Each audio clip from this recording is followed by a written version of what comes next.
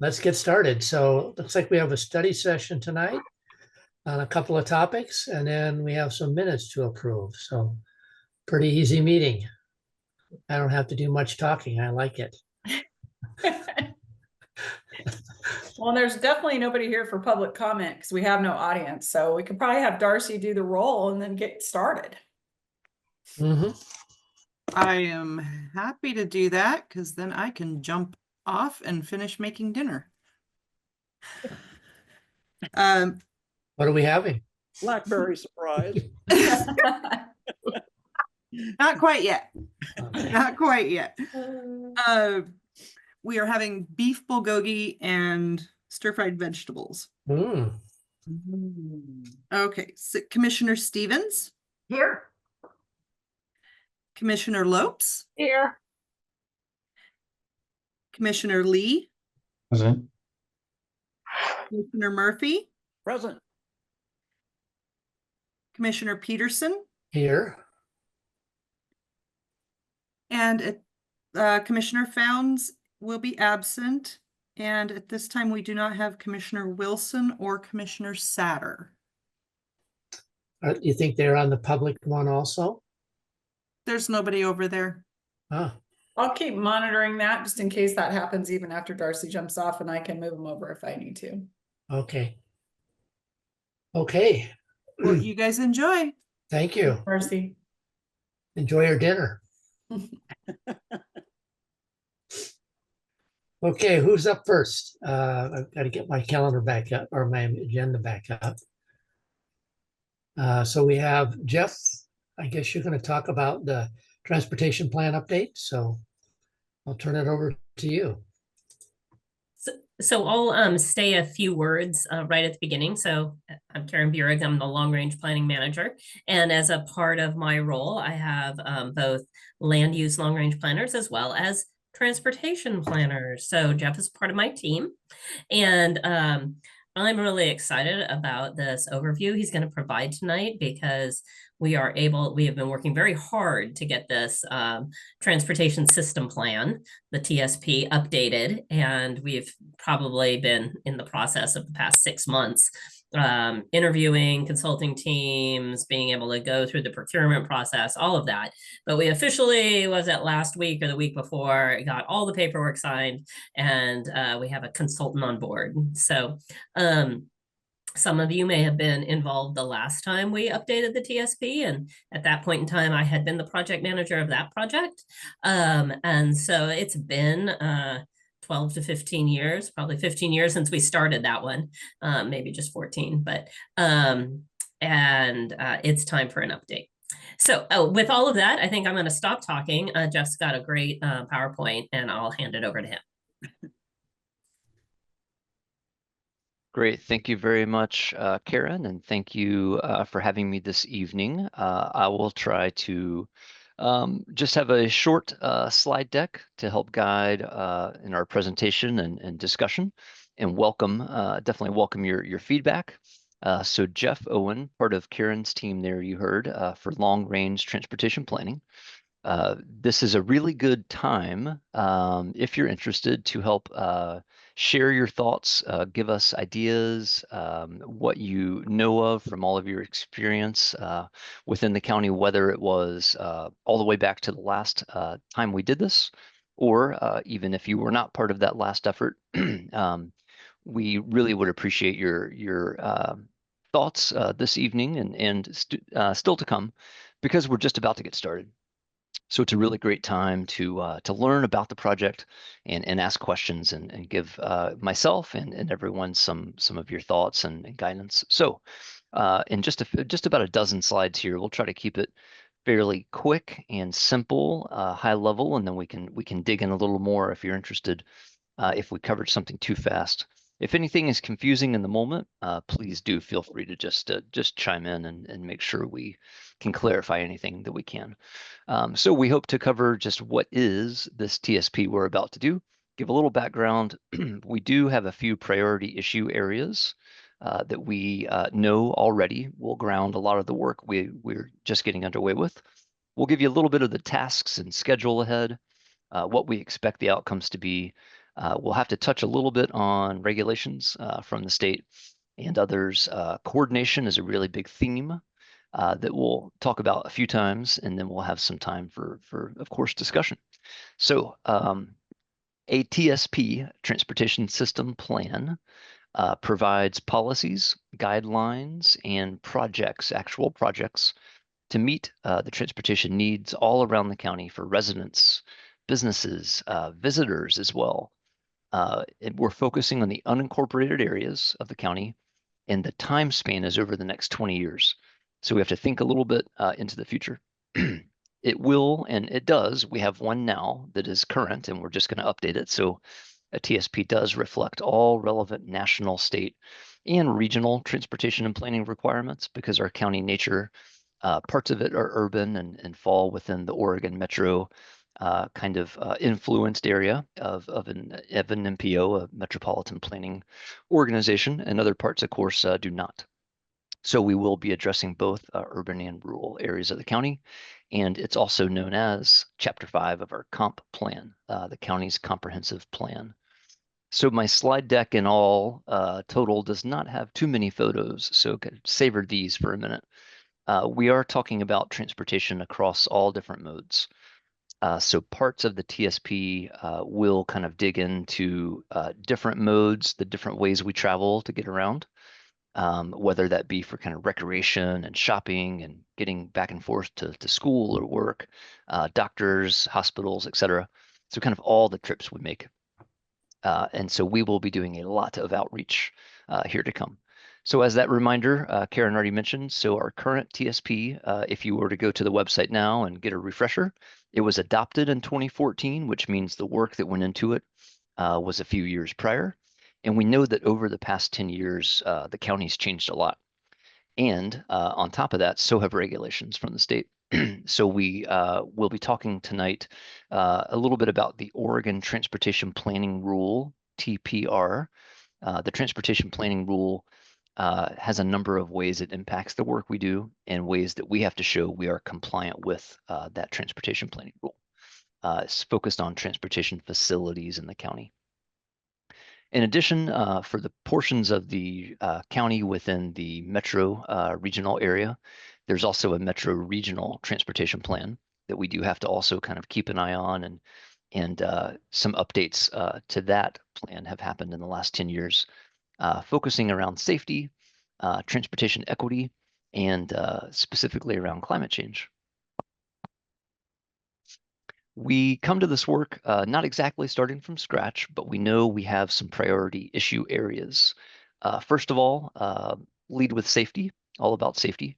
We know that we want to do better outreach than we've ever done before. So we want to do expanded outreach and engagement to make sure we're hearing from all types of folks all around the county, especially keeping an eye out towards maybe those who have not participated as much in the past. We want to make sure to incorporate outcomes of anything that's kind of recently completed. There's a lot of work underway around the county, so we want to wrap all that in and reflect it. And there's some parallel efforts as well that are ongoing now. So a lot of our work is coordination and complementary nature. We will make sure that we comply with state and regional requirements. And we'll be doing a lot of interagency coordination with ODOT. There is our Oregon Department of Transportation. So that's the statewide roadways that are within the county and also outside of the county.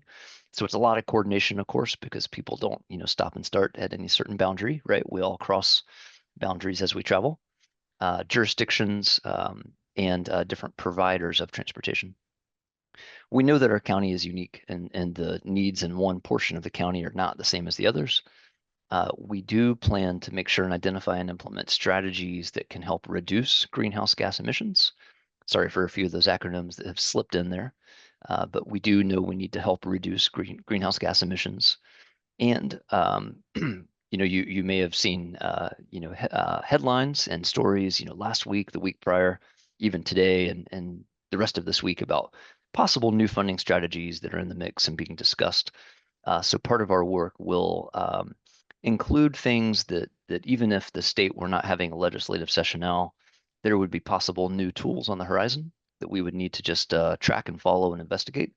But especially now in the middle of our statewide legislative session down in Salem, there may be new funding strategies that we need to keep an eye on and understand how, if something passes, how that would affect the county. So at a very high level, several things on the screen, the tasks of the project, kind of 1 through 14. This is maybe a little more detailed than you might care for, but I just wanted to give you that snapshot of we're all the way at the top. So we have just gotten started. Really, our kickoff actually internally is coming up in a few days, Friday. So we are just getting started. Some of those tasks will be ongoing. Other pieces will really stop and start within certain timeframes to inform the rest of the plan. But basically, we will be getting underway and carrying forward in all of our work through the summer, through the fall, into next spring, next summer. And we hope, we know that by the end of kind of next fall, next December is when we're aiming for adoption. We're starting a little bit later than we had hoped to. So there's a small chance we may have to push into 27. But as of right now, we're really keeping our targets on December of 26. So it is a lot of work ahead. So there's quite a time frame ahead to do that work as well. When we finish up the TSP update, there's kind of 2 main ways that I think about it. Number 2 is actually the kind of bread and butter, the piece that we know is a little more of the what has to happen, an updated version of our comp plan, Chapter 5. That is the TSP. So that will be the main takeaway, if you will. And then number 1 is to be a little more reflective of the fact that this kind of transportation planning work is not really best if someone just prints off a 100-page document and really reads it by hand. What we're seeing with our partners, both around the county, within the region, around the state, is many of these similar documents are presented in a way that's a little more easy to understand on a user-friendly kind of online document. That is not predetermined as to what it means just yet, but there's a lot of good examples. So we want to make sure it's easy to access, that we pull a lot of the takeaways up to a high level where folks can absorb it quickly. And then, of course, have access to the full document if they really desire to. We will know that a big outcome is that we'll be starting on very soon is engagement. So we will be undertaking a full range of public engagement through a public engagement program. We have a lot of good ideas already going on this internally as county staff, working across departments and divisions. So we have a good idea of what we think we want to do. We also have a consultant team we're bringing on that we reference the contract on that does also have a lot of great experience with how to really create and monitor online commenting maps, virtual open houses, sometimes meetings like this that are virtual, sometimes opportunities where you can access a website, leave feedback at your own, as your own schedule allows you to. And then we know because the county is so big, we're also going to have geographic sub-area workshops. So, something that is a core priority in Welch's may not be the same priority, on the western side or in the northwestern, that's a little more urban area. So we will be getting into the specific geographic sub areas within the county to do some focus groups. We know that we also will be using what we call community engagement liaisons. These are folks who have existing relationships with different parts of the population within the county. Instead of kind of showing up on day 1 and starting from scratch, this strategy helps us to really leverage and utilize relationships with different community groups that already exist. And then finally, another outcome here on the screen is financial forecasting, cost estimating, and prioritizing projects. The project overall will touch on policies. We'll update those where we need to, programs of different ways we fund things. But one real big takeaway that is a tangible aspect of this is also a project list. So the end of our work will help make sure that we are prioritizing the highest needed priorities with the anticipated funding. So kind of thinking of that tier 1 as what we can actually afford to do with our highest priorities. Just below that, a tier 2 would be things we'd prefer to do, if we have a little extra funding, but we haven't quite identified that funding just yet. And then number 3 might be very more aspirational, longer term projects that we definitely want to advance in some way if we can, if those funds were available. And then finally, there's a number 4, which is a regional list. That allows us to capture and advance and work on projects that might be on the statewide facilities that we don't necessarily own and maintain as a county. And so those types of capital projects, say on a highway, are outside of our direct influence, but we are a partner with the regional entity, such as the statewide Department of Transportation there. So that's a little bit of what we know we will be looking at in the end, and we just need to, of course, get there. So this slide is just a quick reminder that we don't really get to do just anything we want. We do have to comply with a lot of state rules. They exist for very good reasons. And so there are lots of things that we might call Goal 12, that is the transportation specific piece of some of the statewide planning rules. And so we know that we need to do these things, and the consultant team will also help make sure that the latest pieces of some of that statewide work are being incorporated. And so to Karen and many others' credit, before I even started my work at the county, soon to be about a year ago, we collectively have already started to prepare for this TSP update. So we received a grant from the statewide Department of Land Conservation and Development, DLCD, that has funded some of the early work on an equitable engagement framework. This is an initial step that's really meant to comply with some of these updates in the state law. So we are just about to, I think soon, be ready to wrap that up and kind of finalize it. And that will give us a really nice roadmap for how we do the best possible engagement that we can. So that touches on that just a little bit. So part of this as well, again, fulfills the requirements that we know we have to, that some of you may have heard the CFEC kind of acronym, the Climate Friendly and Equitable Communities Program. There are many, many pieces to that, but there are a few here that are specific to the work we do for transportation planning, and especially how we engage communities all around the county for that work. So I've already said coordination a few times, but just another reminder here that we will not, of course, we can't attempt to do this alone, and we will not. We have a lot of partners, which are the cities, both urban and suburban.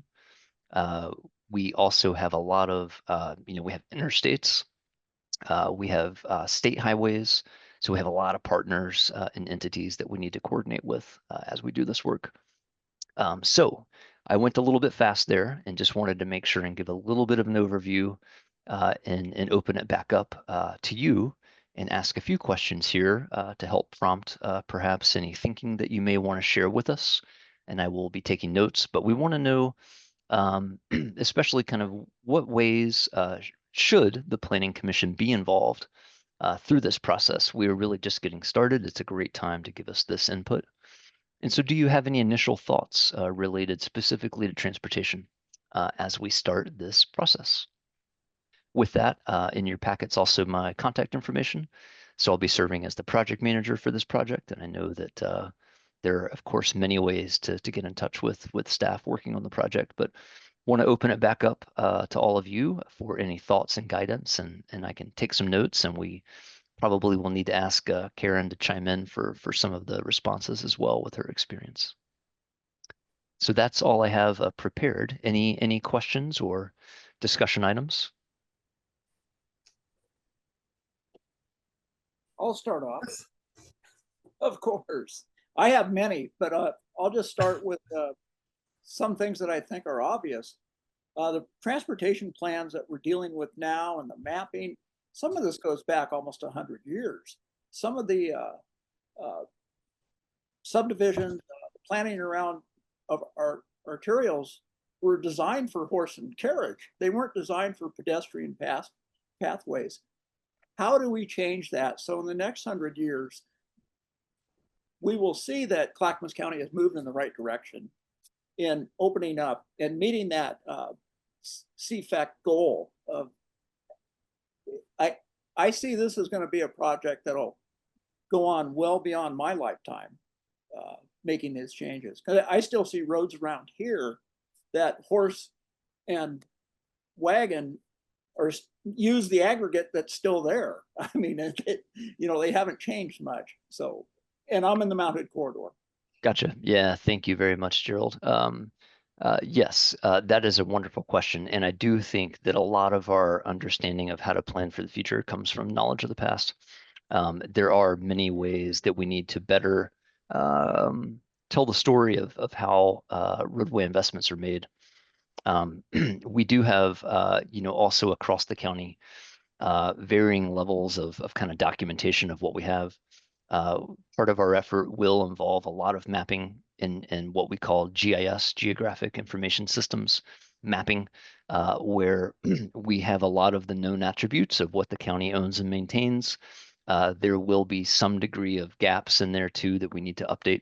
That might be specific to things like traffic volumes and levels, roadway condition, asphalt condition, bridges, structures, and also things like ADA ramps, that might be really possibly serving as a barrier, an obstacle to someone getting around on a small scale as well. So that's a very good point that we do plan to kind of kick into once we really kick off the project here, to set up mapping and interactive pieces of information that capture history and also really speak to longevity. To your point, even around the region and the state, there's a lot of aging infrastructure, and it's a challenge to be very smart with our investments, and also not really to put them off too much longer where they do need it. Things typically get more expensive over time, of course. But welcome, Karen, to chime in on that one as well.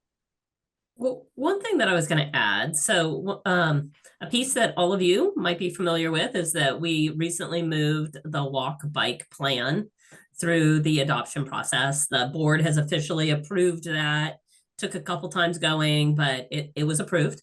And to me, there's this relationship. And if we're talking about pedestrian facilities and investment in the bikeways, it's about how those things get funded and how we either prioritize or not prioritize in relationship to the other needs that we might have. So through this TSP process, we'll take those projects that were really identified with a lens of only ped bike, and they had a high priority, a medium priority, and we'll take those, and through this process, we'll be considering all the other types of projects and developing, as Jeff had mentioned, those priority lists. So that's where we then begin to see, okay, this is how we prioritize something and what we really want to be able to fund first. So I think that's another place where we kind of are able to move the needle a little bit and change the way the future happens by saying how we want to invest our money in these various plans that we've done. Thank you.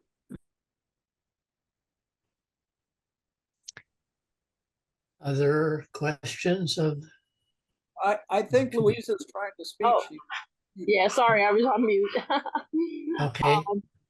Oh, and I see Brian's hand up. So which one of us first? I didn't see Brian's hand, so I'll let you go Right. first. How's that? Yeah. Okay.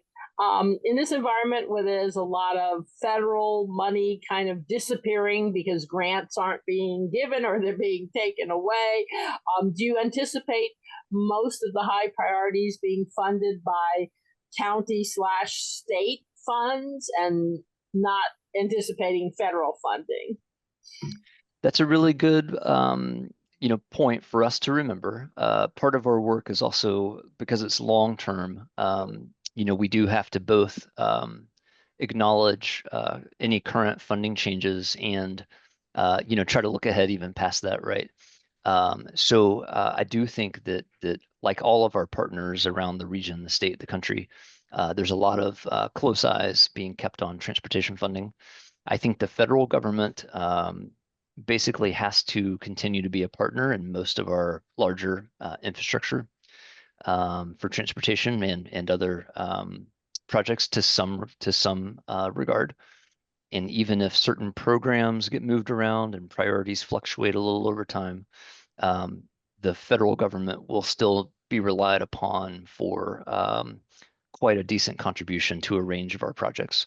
One thing I would even offer that, trying to find always the right way to, perhaps say something the right way is that we do think because of the nature of our county, a lot of our project priorities can definitely meet and be complementary to a lot of current transportation federal priorities, both from past administrations and from the current administration.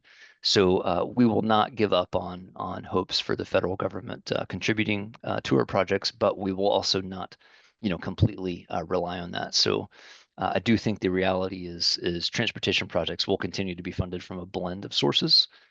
There will be kind of local county money, state money, and federal money where needed. Not to pick on any one project, but something like the Sunrise Corridor in front of us ahead really, has to keep that placeholder for federal for portions of the project to be funded federally, even if the exact nature is to be determined as to percents and amounts that will fluctuate and programs will change from what they've been. But sorry, that's a long-winded answer, but I do think it'll be a blend of funding sources into the future. Last thing really quick is some of the different colors of money, if you will, have limitations. And so part of our job is to also continue to best match certain projects with certain types of funding. Does that help a little bit, Luis, or is that Well, a little bit. I mean, right. If confusing? you're looking way out, like 5, 10, 15 years out, right, things change. But right now, the next few years, I wouldn't, if it was me, I wouldn't rely on any federal money because probably not going to be virtually any. So that's why I was just trying to get at that. I appreciate your point. Yeah, it is well taken, and there are definitely many close eyes, kept on that regard, that we don't have our expectations not aligned with that reality. Thank you. Right?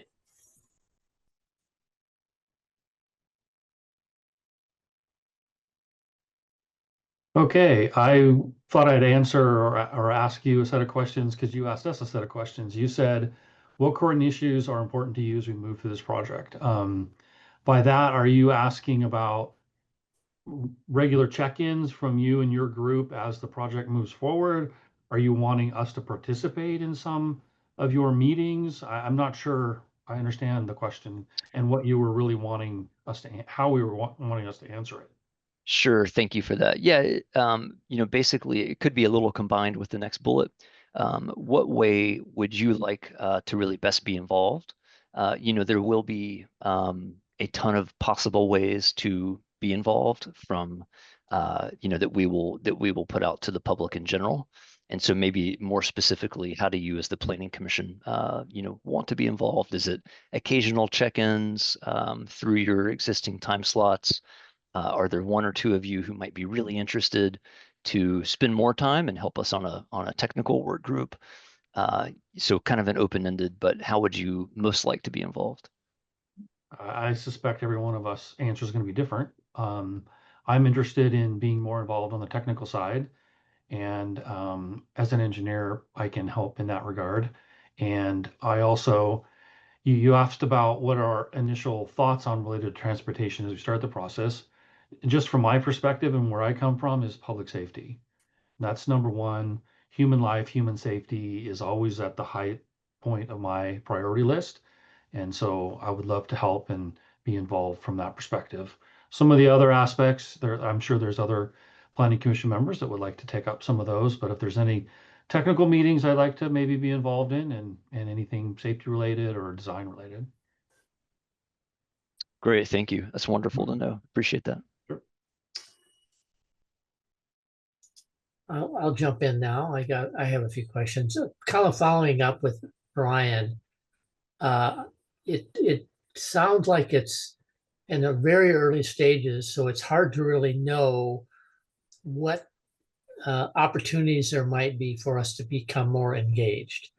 Sure, And that's so, fair. So it's hard, so I was thinking kind of along Brian's, well, I wouldn't mind being a little more involved than just getting updates from the, periodically at the planning commission.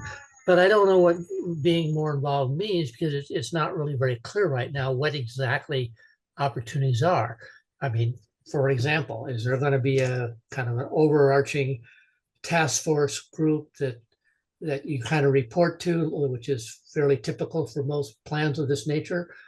Or would it be more appropriate for us to be involved in some of the outreach? I mean, so for me, it's like I need a little more detail, a little more information to be able to tell you, well, here's where my interests would be. Here's where I would be willing to commit some time and help. But until I see something a little more specific, it's hard for me to say exactly. I do think, as a minimum, though, it wouldn't if it makes sense, and I'm sure you're still working on your plan, your specific plan, but it probably wouldn't hurt to have a couple check-ins at some critical stages through the process for the benefit of the other commissioners who may not be actively involved. I think would be important.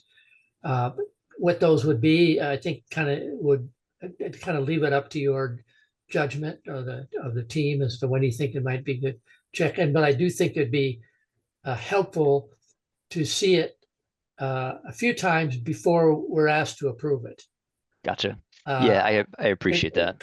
So Sorry. often, like the transportation, the last one, it was like, wow, this is a great plan. I didn't know you were working on it. And so the only input we got was at the end. Something as critical and as important as this one, it just seems like it would be beneficial to us to be plugged in a little more frequently, just so we have a better sense of things, as opposed to, oh, here's what we've been doing. What do you think? That's kind of my reaction. Well, thank you very much for that. Yes. So we do know, at least we expect to have kind of at least one layer of input be like a policy committee. We also expect to have a technical committee that's fairly frequent throughout. And we will have distinct periods where we ask the public for feedback. Here's maybe one thing I could do is one of our first tasks early on will be to create a public engagement plan that will lay out, I think, the answers to most of your questions, so you have a view of what's ahead. And that might be a really nice time to bring back to you, even if it's just via email, or if you wish, happy to come back and not, whether in person or virtual, but to help share, here's our plan actually of how you could be involved. And that way that would provide you more context you're looking for. Okay, that sounds good. Okay, thank you very much. Yeah, thank you. I keep getting emails, I should say over the last couple of months, from Metro asking if I want to comment on their transportation plan. Are these two related? Are they going to become the same thing? Should I be responding to Metro, even though I live in the Mount Hood corridor?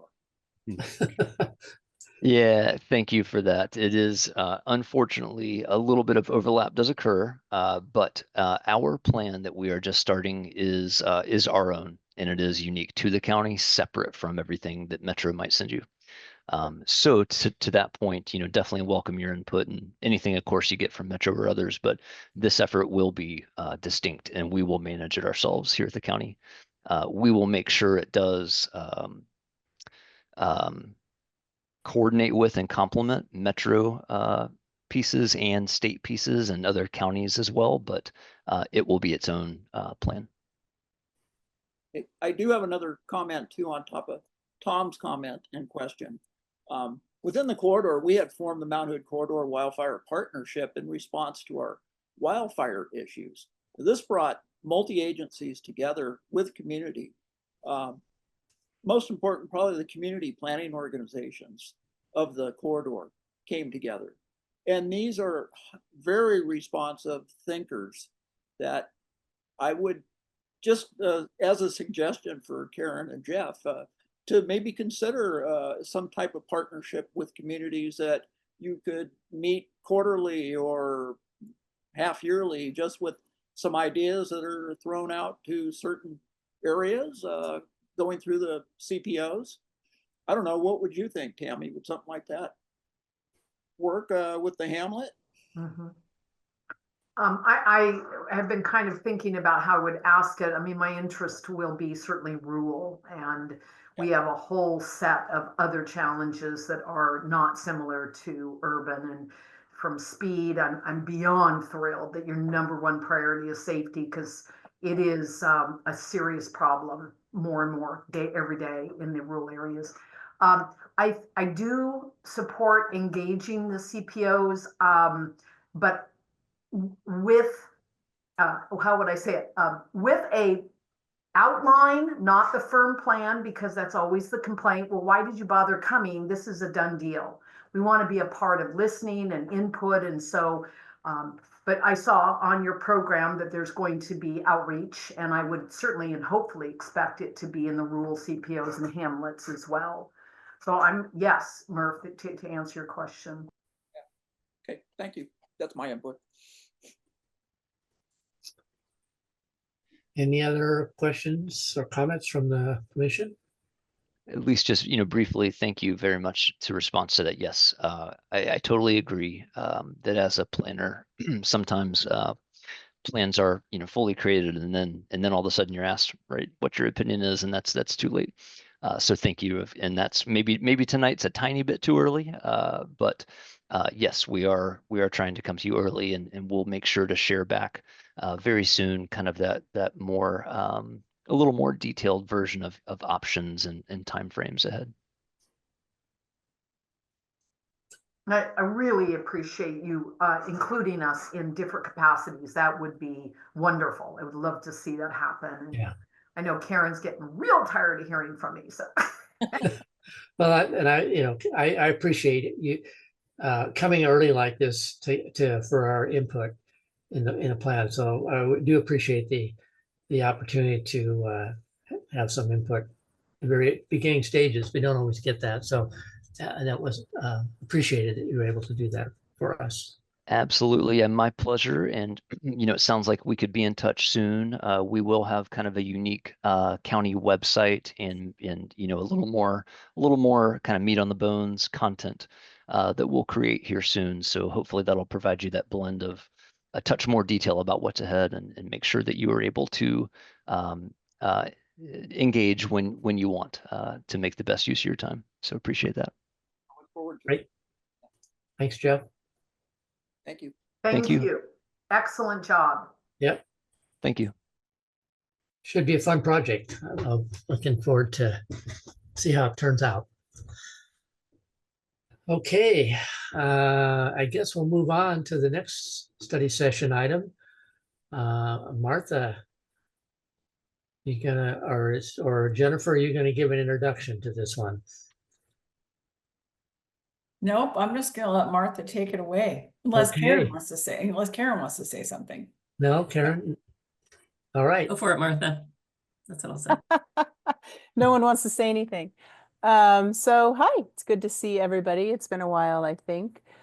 I am here to give you an update on a project that we are working on down here in the land use planning area.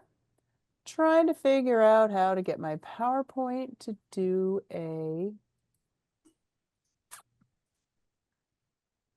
first of all, to share. What the heck? Can you see my PowerPoint? Yes. Is it, let's see. It needs to be expanded on. You I see the can't full. see anything. All right, bear with me just a minute. Yep. I've got too many little windows open on my screen, and it's confusing. both my brain and my computer. So apologies. You know, this is one of those times where I say, again, you would think I would know how to do this by now, right? But apparently, Can't help you there. Sorry. Pardon me? Either. I can't help you there. All right. I swear. I mean, I know how to share. I just, for some reason, it's not showing as the, there. Is that better? It's a black screen. Oh, well, now it's horizontal versus vertical, but it's still the little small with all the, There we there, go. you did it. How's that? That's it. You did All it. right. Yes. Yay, Okay. yay, Martha. All right. Wow. So it's only been what, 5 years since we've been using Zoom, started using Zoom. So anyway, I shall move on. So I'm going to give you an update on the ZDO diagnostic report. That is the Zoning and Development Ordinance Diagnostic Report, which has now been given a planning file number. It is ZDO 289. You will be seeing that number over the next year or so.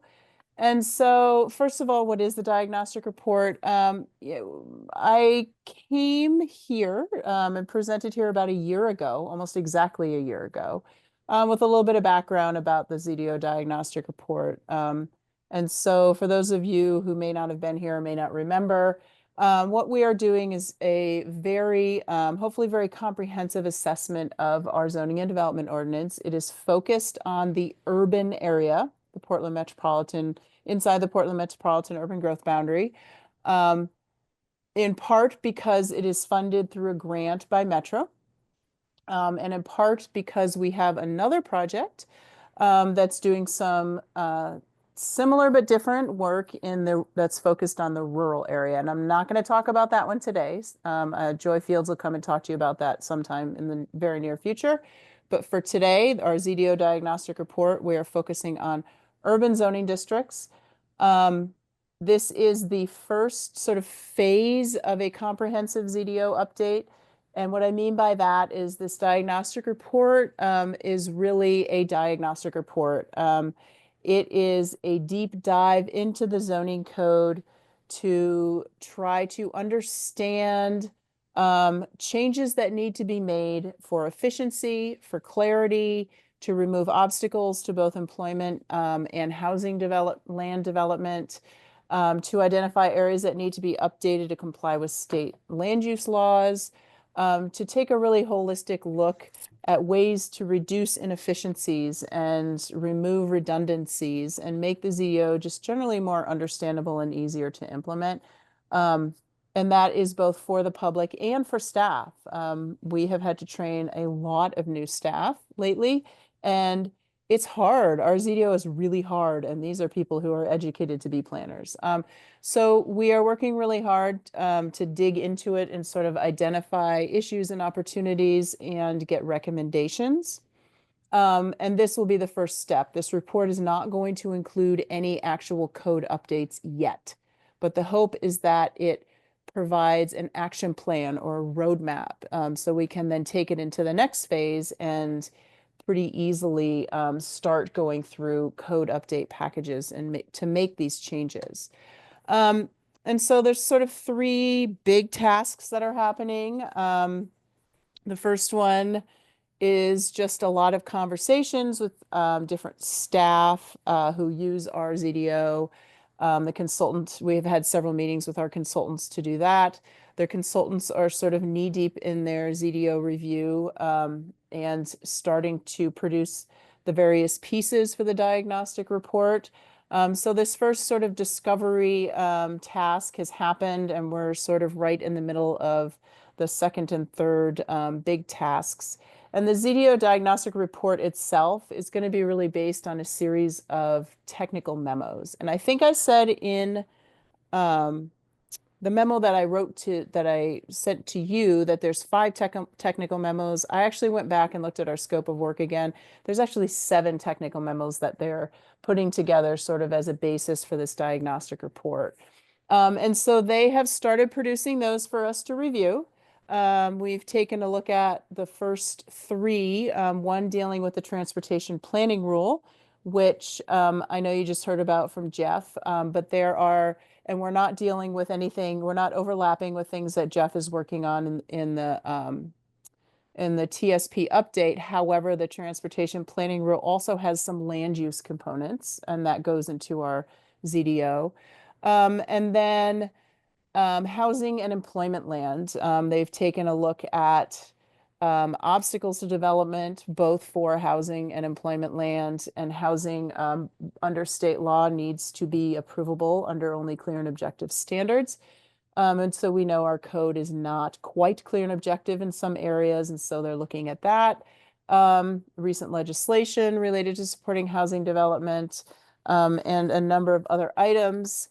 And with regarding employment land, they're also taking a look at industry clusters that had been identified in an economic landscape report that had been done for the county, and sort of marrying those ideas of what are the industry clusters, what do we want, and does our ZDO really support that, and what are the barriers to further developing employment lands. And so we have received drafts of these. Karen and I have both reviewed them. 2 of the 3, we have sent some comments back and expect to get some final drafts here pretty soon. Then the remainder of these, there's still some work to do, obviously. The remainder of the technical memos will largely be recommendations oriented. And so you can read what they're essentially about here. So these first few are sort of identifying issues. And the next, well, 3B is part of technical memo 3 that they just hadn't quite gotten finished yet, and it has to do with transportation standards related to development review.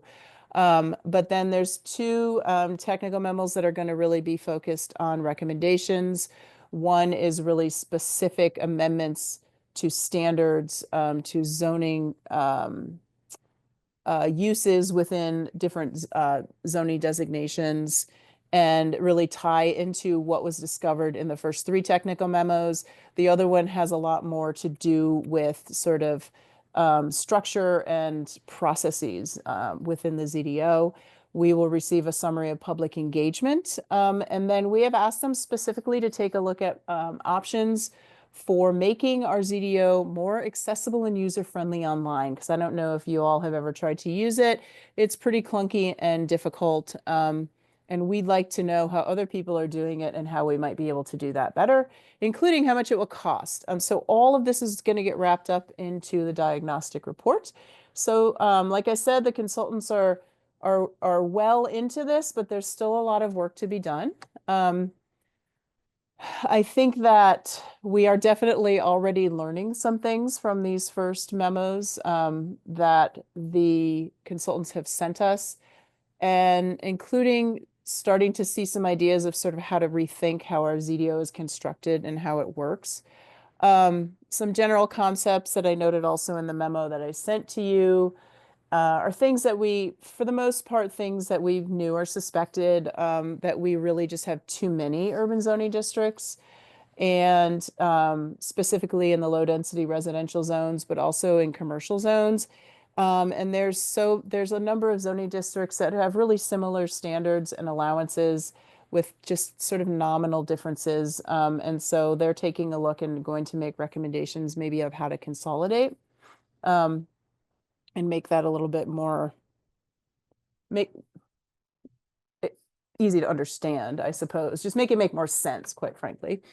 And then we know that our tables of uses are inconsistent and overly complicated sometimes, but not specific enough in other cases. And so I don't really know where they're going to go with recommendations on this one, but I'm kind of interested to see how they will recommend we change that. There are some definitions in our ZDO that are outdated or don't really clearly distinguish between the uses on the tables. There are, there are some uses that are discussed in the the economic landscape report, some of our industry clusters that don't really clearly don't really neatly fit into some of the categories and definitions that we have. And so we're going to take a look at how we make it easier to understand what you can and cannot do in the zones. The consultants have noted that some design standards may be incompatible with industrial development. In a lot of cases in the urban area, we have the same design standards for commercial and industrial development. And so that will be interesting to see how that plays out. And then there is this, particularly in technical memo 2, the housing memo, there's some conversation about considering form-based codes. And I am by no means an expert in form-based codes. It's something that is being looked at by a lot of jurisdictions as we are getting more into different middle housing types and sort of thinking about different ways of regulating what's built on a property from like specific uses or unit numbers just to more of a form, a bulk and scale and floor area ratio type development. And so getting a little bit more away from specific uses and more into what the community might want to see physically on the site. Like I said, I'm no expert in it. I'm going to have to do a little bit of reading about it, but our consultant has given us some examples, and I hope will give us some more. So that's something that we really are going to need to think about, and whether or not we can pull something like that off with our ZDO, because that would really be a very, very different structure than what we have right now, which isn't necessarily a bad thing, right? It just is something that we're not that familiar with. So that's so far what we're learning. They've been giving us some good information. And so I guess the question is, what's next? Some of you may have noticed that the technical memo 6 that I added was a summary of public outreach. We will be doing some public outreach with this. I expect that the public outreach is not really going to be as intensive as like for the transportation system plan for a couple of reasons. One is this is in some ways very technical, a very technical exercise. And then in other ways, it only theoretically is going to affect people in the urban area within the Portland Metro Urban Growth Boundary. And it's really a conversation that involves people who use our ZDO, who are somewhat familiar with it, who are developers, who are to some extent staff, who are property owners, who are trying to do development. You know, we will be reaching out to community groups and CPOs, but we also are trying to put together a stakeholders list to do some specific outreach and some focus groups and identify people who really are at least already somewhat familiar with our ZDO, or at least what the zoning code does and is supposed to do, right? Because the questions may be a little bit technical. So that's what we're working on. We are putting together a stakeholders list for our consultants. We expect that they're going to do, this is their graphic, their community engagement. We're doing some stakeholder survey and a workshop July to August this summer, some focus groups, sort of late summer, early fall. The hope is to have this diagnostic report done by the end of 2025. I am thinking that it may push into early 2026 a little bit, which as far as our grant funds go is perfectly fine. I just feel like there is still a lot of work. There's a lot of work to be done, and our schedule already has experienced a little bit of sliding. But we are certainly making good progress. And so that's it for my update. I put a few questions in your memo for you, and sort of two different topics. The first one is, if you have any knowledge of specific issues in the county ZDO that you think need to be resolved, you do, because you are planning commissioners, you do get to dig into the ZDO a fair amount, and certainly have in the past. And similarly, what types of challenges have you seen with the applications that have come before you? And I understand that you don't really you see only specific applications, usually from me. And so they're not maybe like the design review or some of the super detailed applications, but I'm sure that there have been some issues and challenges that you've identified.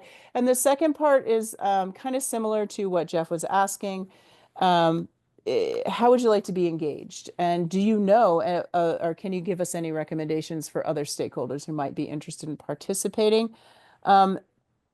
I think in this case, it would be individual engagement to some extent in focus groups or in the stakeholder workshops. If you are interested in engaging and want to spend that time. Otherwise, we do expect we'll come back and give you updates periodically as we go through this process. And if you know of anyone else who uses our ZDO, who may have opinions or may have thoughts that we could reach out to, that would be great too. So all of these things. And then, of course, if you have questions, you're welcome to contact me directly. You all know how to reach me. Tammy already has a question. Do you want me She's to not leave gonna- this up here? She's Or do not you gonna want me wait just to go full contact you. She screen? wants to know now. So I need to know right now. No, Yeah. well, it kind of is it's in reference to the no man's land, which is the reserves. The last slide you talked about, this is really going to be for properties within the urban growth boundary.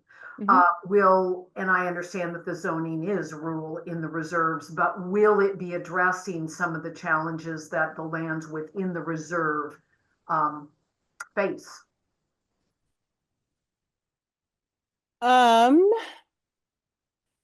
No, I guess no. And there's a couple of reasons that I say no. I'm trying to think of if there's any instance in which it would. By and large, the lands that are in the reserves will be planned and ultimately urbanized by cities. Right. And so, as you all know, cities have their own zoning codes and their own planning departments. So it is not likely that we would be dealing with reserves at all. And that's not really in the scope of this project at this point. But that's an interesting question. I'll have to think on that further. But at this point, I don't think so, because we don't anticipate actually urbanizing the reserves under county jurisdiction. Tammy, can you just, when you say the challenges, what does that mean to you in the reserves? Just so I can kind of understand. It's just stuff that has come, to us with people that have property in the reserves. They're kind of locked down. They can't develop. They can't change a zone. They can't, they're locked down. And that's a frustrating position for those people because they own property they'd like to do things with, and those rights, aren't available to them, which I've always questioned that right. But anyway, I'm just, because when you say urban, when I think urban, I think property in a city. So you're talking unincorporated urban areas, right?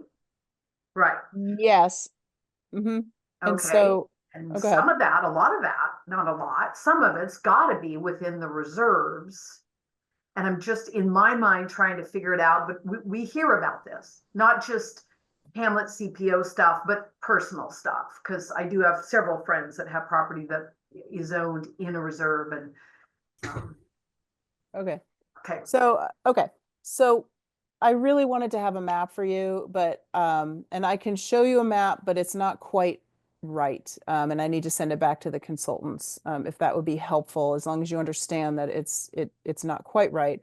But what we are talking about is land within the Portland Metropolitan Urban Growth Boundary that already has urban zoning and urban services. So public sewer or access to it may not be on the site yet, but within the sewer district have access to urban sewer, Okay, no. water, And domestic water. Most And of the so that- reserves would not. None of the reserves have sewer service because you cannot have sewer service outside of the Right. urban growth boundary except unincorporated communities or whatever. But Right. and so we are talking about like Sunnyside area, Town Center area, Oak Grove, Jennings Lodge, a few pockets outside of like Lake Oswego. And that's why it's really important to have an accurate map. And I do understand that. So I apologize that I haven't been able to get the map quite right, but would it be helpful for me to pull up what I have? Just understanding there's a few areas Yes, please. outside of like Oregon City that it wouldn't apply to. I was Yeah, confused I mean, it'd also. be What, interesting, yeah, to see. Okay. Give me just a moment. I have to open it. Then we'll go through the whole, Martha doesn't know how to share on Zoom thing. Oh, we're gonna get you trained tonight. I know how to do it. I was just, yeah, anyway. So while Martha's doing that, let me just respond a little bit. You know, sort of like, well, why is this confined to this? I mean, to this particular area? And then, like Martha mentioned, there's this other project that Joy Fields is the project manager of. And so what we actually have, we need to fix our whole zoning code. It's not that, and we started, some of you have been around long enough to remember when we started the ZDO audit, you know, 12 years ago or whatever. And we got to a certain point and it just stalled because of turnover, staffing issues, all, you know, other things took priority. And so we did make some improvements, but it really didn't get finished. And then in the meantime, other things have happened, like middle housing and, you know, things where we've had to go in and change the code. And in some ways it's just, you know, added new complexities. And then there are legal mandates that we need to respond to from the state, et cetera. So what we have is a funding distinction. So Metro is funding the grant that, you know, that is paying for the consultant for this project. And as a result, we're somewhat limited in terms of the geographic area that can cover. And I mean, I think the reality is that a lot of the standards that we're talking about are more pertinent in the urban area because in our rural areas, we're not approving apartment complexes. We're not doing as many, you know, there just aren't as many design standards or things that we need to really look at with this critical lens to determine if they're clear and objective or not. I will say with commercial and industrial, it's likely that even though this project itself is not technically going to affect the rural area, it seems pretty likely to me, and Martha can correct me if I'm wrong, that we're going to end up having some stuff that just inevitably, when we go to amend the code, is going to end up applying in other places because we're going to realize it's a good idea and we need to fix it for the Beaver Creek commercial area, or we need to fix it for Welch's. So I think there will be some spillover, even though this particular report is going to address just the urban areas. But what this project really is more about making our code more functional and making it compliant with state law rather than like taking on sort of big policy things like, hey, is what's going on in the reserves right? You know, that kind of thing. Yeah. So I think that's a distinction. The other thing, of course, we only have limited control and the changing anything related to the reserves anyway, because state law dictates what can and can't be done in a reserve. And like Martha said, the cities are ultimately going to urbanize them. And the last thing I'll say, I guess, is that our understanding, you are correct, Tammy, there are a lot of limitations in reserves. Absolutely. Mhm. It's not quite as black and white as Martha and I would have told you it was like probably 5 years ago. I mean, there's been just a little shift in what we've determined you can actually do in a reserve, but it is still like there's no residential upzoning. There's definitely still significant limits. But depending on what your particular property is or what the particular person wanted to do, you know, we did have that one application you made, wasn't that in a reserve? In boring. That was in boring, Boring, Martha, and that yes. was because it was in the, I can't remember what even at this point, was it just because it was in the unincorporated community No. or it really wasn't? It was in a high density and it had a historic use of. Right. The historic commitment piece Yeah, got it commitment. there. Right. And at one point we would have said you couldn't even do that. Right. And it turned out that in that instance, we were able to find, you know, like, okay, the law didn't read quite like we thought it did. So there's been a little softening, maybe even like some code amendment things for uses that conceivably, you know, you could add a new use if it's a rural, yeah, there's a little bit, but it's still Right. pretty restricted. So. Yeah, I mean, you can develop under your current zoning. Where it becomes more restrictive is changing the zoning. And there are some limited exceptions if you're already exception land, which so if you're not a farm or a forest zone, there are some circumstances in which you can change your zoning, but in no case can you upzone to create smaller lots. If that makes sense. That I'm trying to summarize something that's unbelievably weirdly nuanced. Yeah. And so can you see the map? Yes, it really helps. Okay. Yeah, so the urban growth boundary line is not actually on here. That's one of the things that needs to change. And I can tell you that most of the properties outside of Oregon City, they're showing up green. The green areas are intended to be the urban unincorporated areas. I can tell you most of the areas outside of Oregon City don't have urban services, so they should not actually be on this map. And the little pockets in West Lynn, most of the other stuff is the urban unincorporated area. There'll be a little bit of cleanup. But just to give you a general idea, and like Jennifer said, honestly, I think it's more than just employment lands. I think that there will be a lot that we get out of this diagnostic report that is going to be applied across the board on the ZDO, but we did have to limit it. If we're talking about specific uses and specific zoning districts, we did have to limit it to those urban ones because of the funding source. But when we're talking about form-based code and total structural changes, changes in definitions, things like that, I mean, those would likely apply across the board. And there may be some things we find out about housing that may be a good idea to also apply in unincorporated communities or up on the mountain and in some of the government camp, those areas. So we just don't know. We are definitely open to that, and we will take the information that we are given and try to apply it as logically and broadly as we can.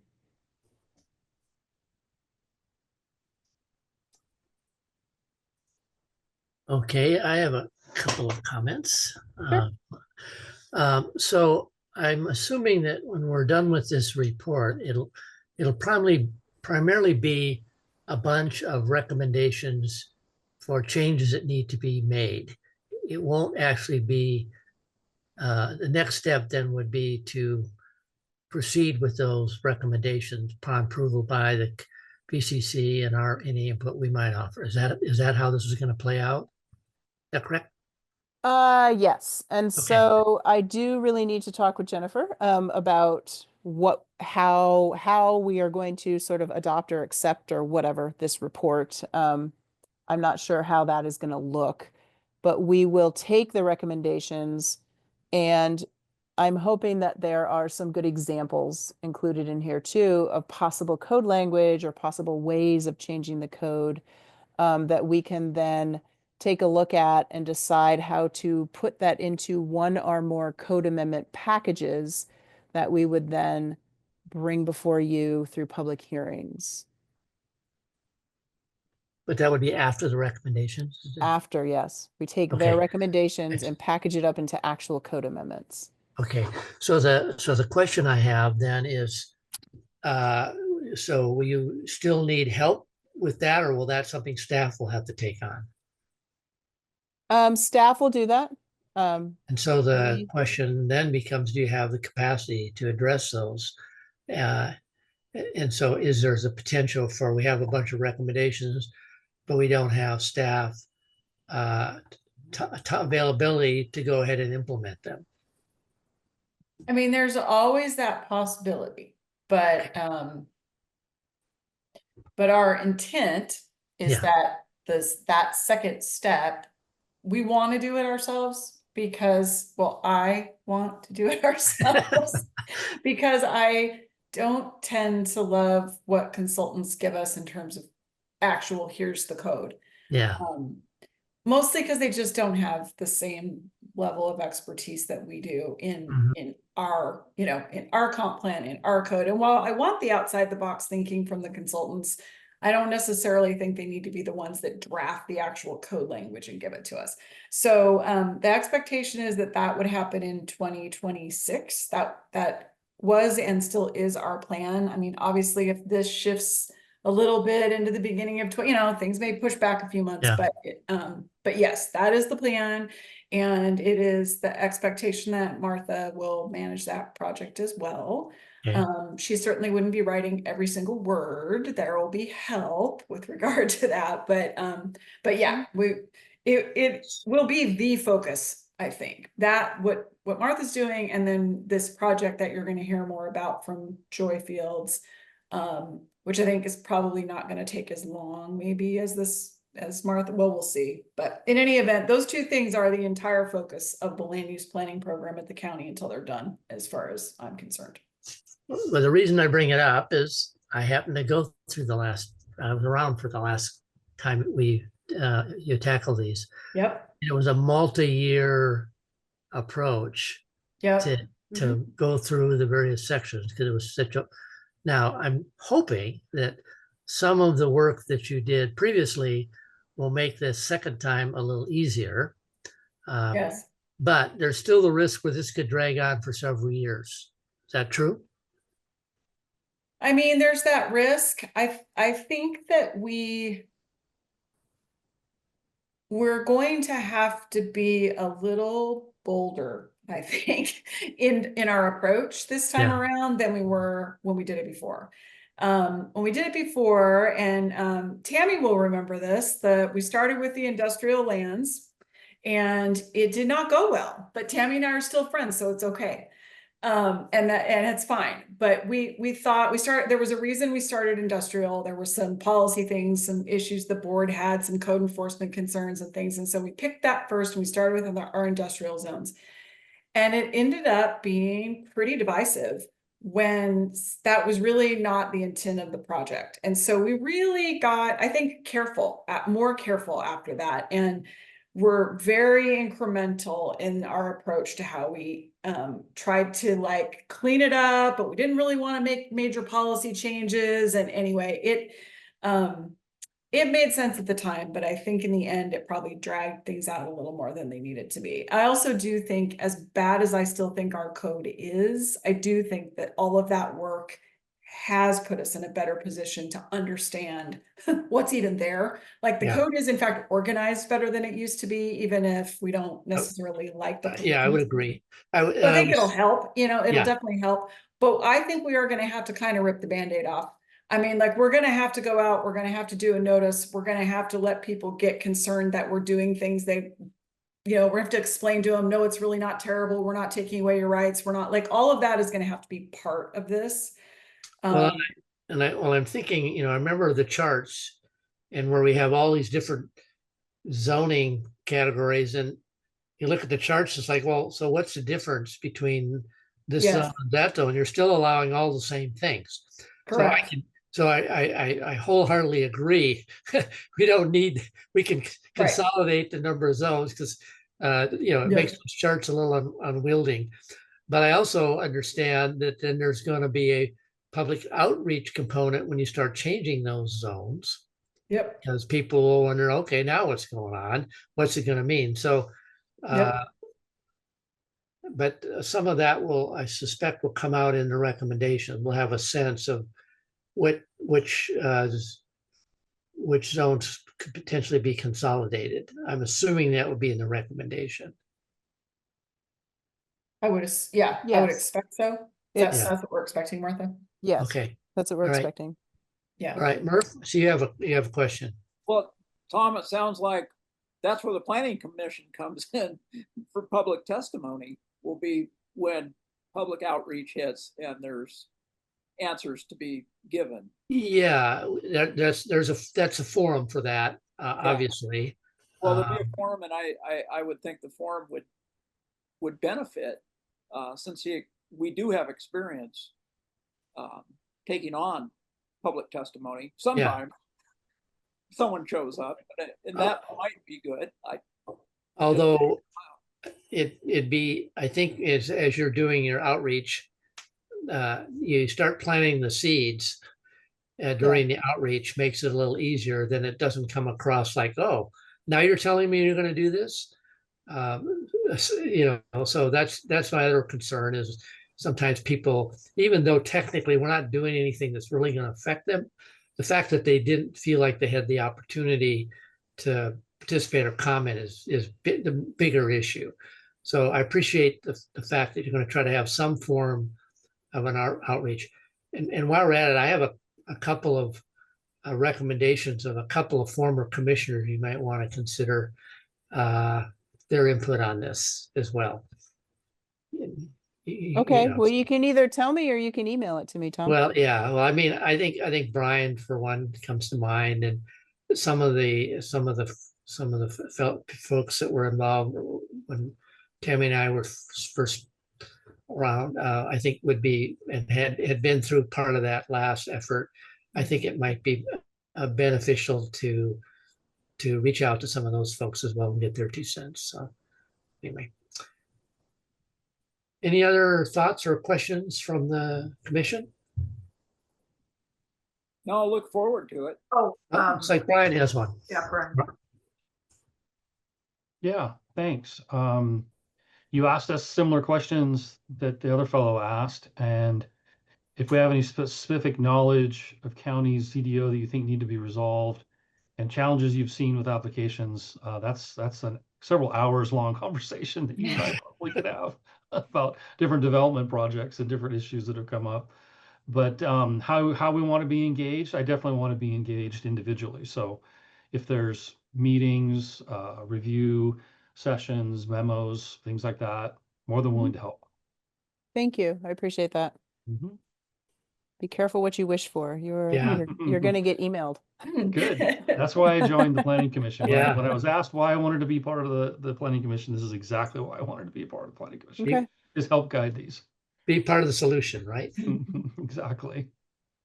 Time to give back. Thank you. Okay. All right. Well, Martha, you got a fun little project ahead of you. Looking forward to seeing how this all plays out. So, Thank you. I am too. It will be interesting. all righty. Okay, so I guess we can move on to what else do we have? Minutes. Have everyone had an opportunity? Do we have enough people to approve the minutes? I think so. You've got a quorum, so Yep. you can, yes. So does anyone have any comments, or do we have a motion to approve the minutes? I did not see any correction, so I would make a motion to accept the minutes as written. I'll second that. Okay, we have a motion that's been seconded to approve the minutes. Do we need to take individual roll call, or can we just do it by everyone? Oh, it's always that weird. Let's go ahead and do individual. I'll call the roll if you like. Let's see, Commissioner Murphy. You're on He's mute. on mute. Raise your hand. Yes, I accept. Yep. Commissioner Lee, I agree. Except, yes. Commissioner Stevens. Yes. Commissioner Lopes, Yes. and Chair Peterson. Sure, yes. Motion passes 5-0. Okay. Okay, schedule review. We got a couple of meetings coming up in We July? do. We have one. So I'm not sure. Yes, we're meeting on July 14th. So that's 3 weeks from tonight.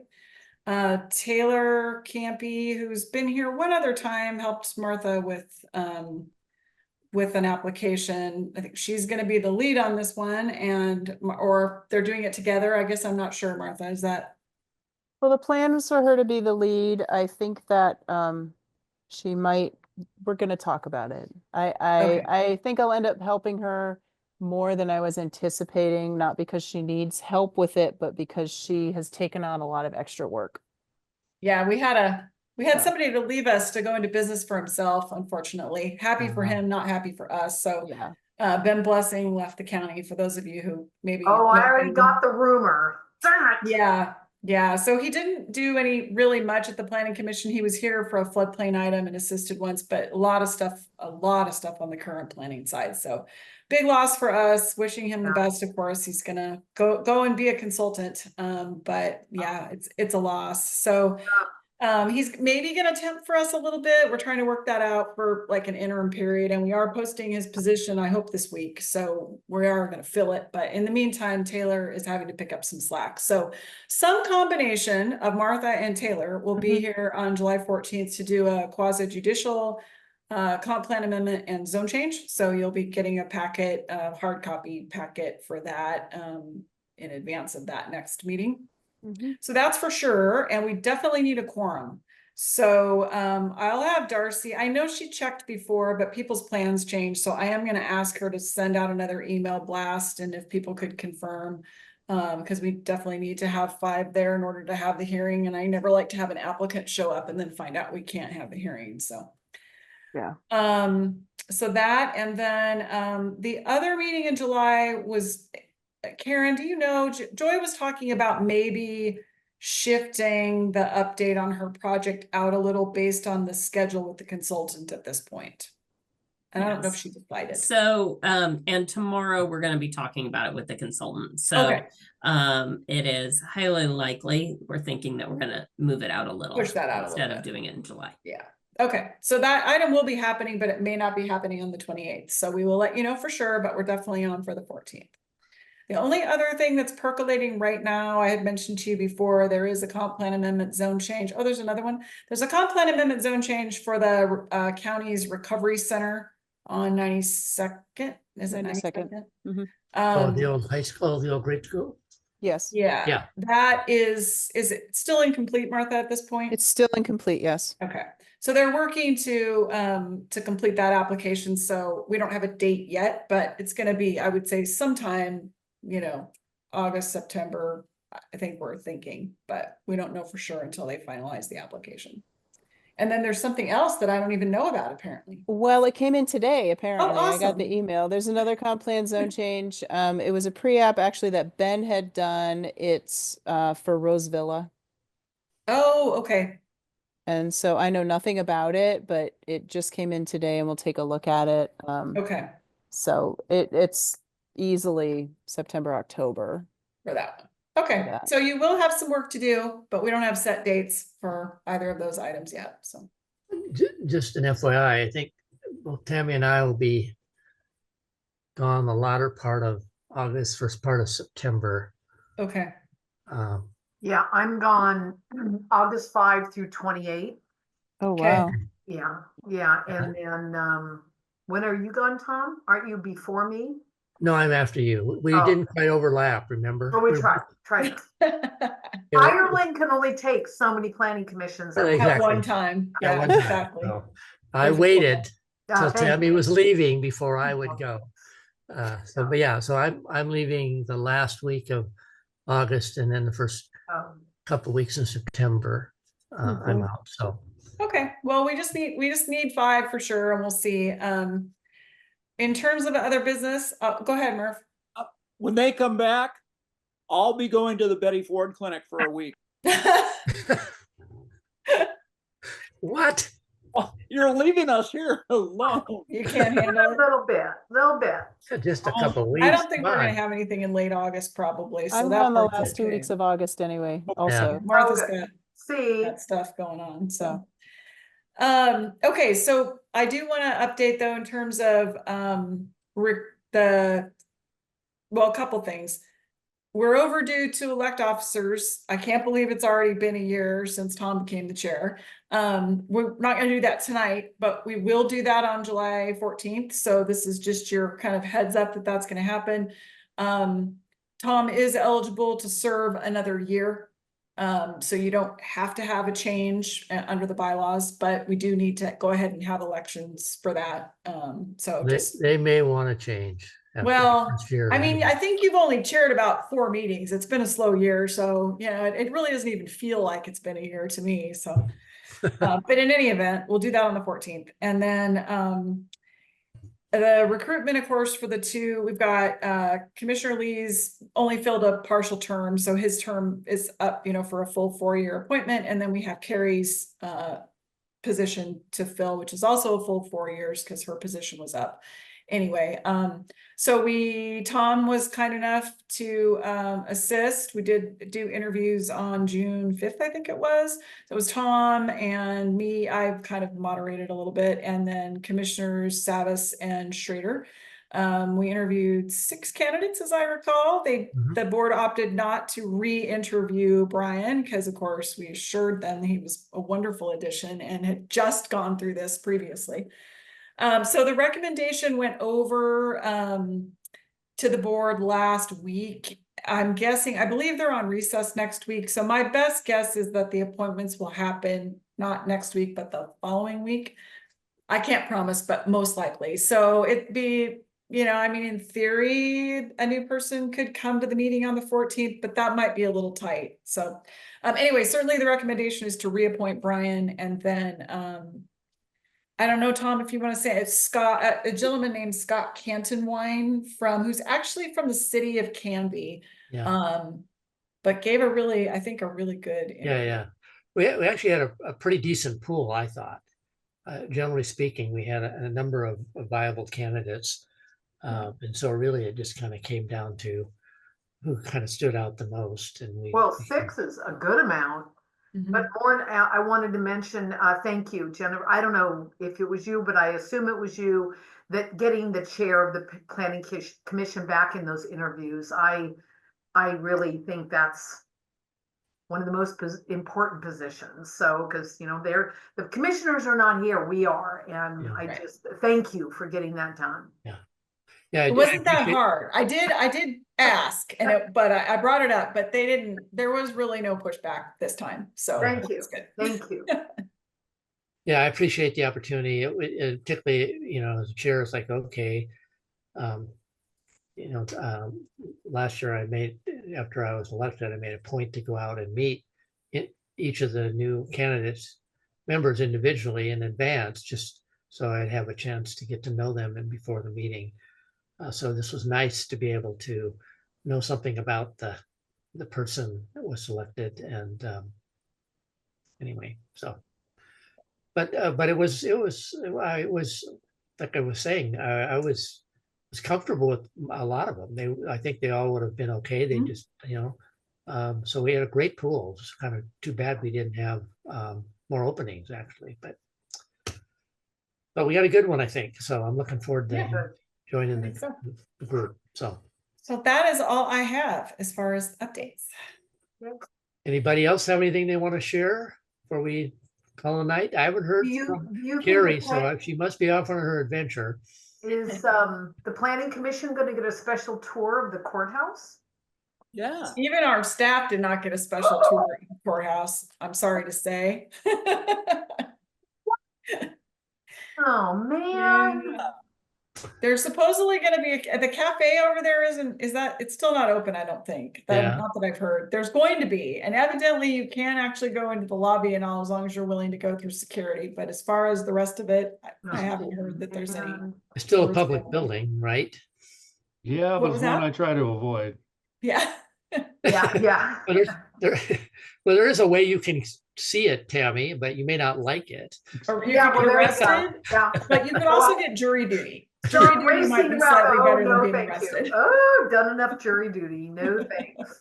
So if it's any consolation, I've been walking in the last month or so. I was added to our walking group. He is a former deputy district attorney for the county.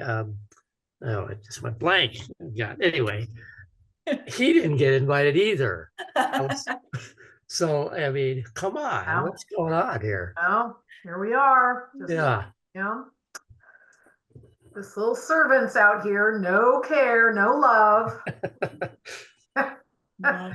It would have been fun to see, but maybe not force. I was trying to. I've dropped the ball. I made some connections, some engineering connections with it, where I could have perhaps got a tour of it during construction, but I didn't follow up, so it didn't happen. So I didn't see it either. But oh well, there'll be an opportunity. If we ever go back in person sometime, maybe we can do a little quick tour before the meeting. Walk around it. All right. Well, anything else for the good of the order? Hey, the city of Portland, probably about a month ago, sent me notice that they are doing bull run tours. That's right. I did a tour with a couple of planning commissioners when I was with the Watershed Council. We rented a whole bus, which is 25 or 27 seats. It's an 8-hour tour. It's awesome. And how do we get on that list? I could send you a link. I'd love that. I think, if I can find an available day, I'd love to go check it out. Yeah, me Yeah, too. it's awesome. You get Yeah, Bertha sent it to me as well, so I'm interested as well, and I might have a couple of my hiking buddies that might be interested in joining us as well, so. And it's Bull Run and Vineyards, right? Yeah, that's what it is. Okay, Yeah, All you can drink. sure. you might That'd be be, great. you might be hard pressed to find some vineyards up there, but if there are, whatever. No, I mean, if they're doing one, I'd love to go. And Tom, I mean, we could maybe link up. That'd be Yeah. fun. Yeah.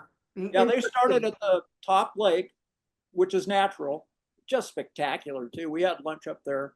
Then we worked our way down, went down to the second reservoir below the lake, and that's a hydroelectric dam. So we got to go tour the dam and the residents that they have around to take care of it. Then we went down to the earthen dam. We saw bear, we saw a lot of deer. It was just awesome. A lot of old growth. Really an awesome trip. So, Cool. highly recommend it. That'd be fun. Yeah. Please send us a link, won't you, Mark? Well, absolutely. That'd be great. Cool. Okay. All right, I guess that's enough chit chat, so we can all go enjoy the rest of our evening. So I'm gonna. Sounds good. We'll Karen, You're in the Martha, meeting. see everybody in a thank few you. weeks. Thank you, sir. Good night. Good Good night, night. everyone. Bye. Thank you. Bye. Right. Take care.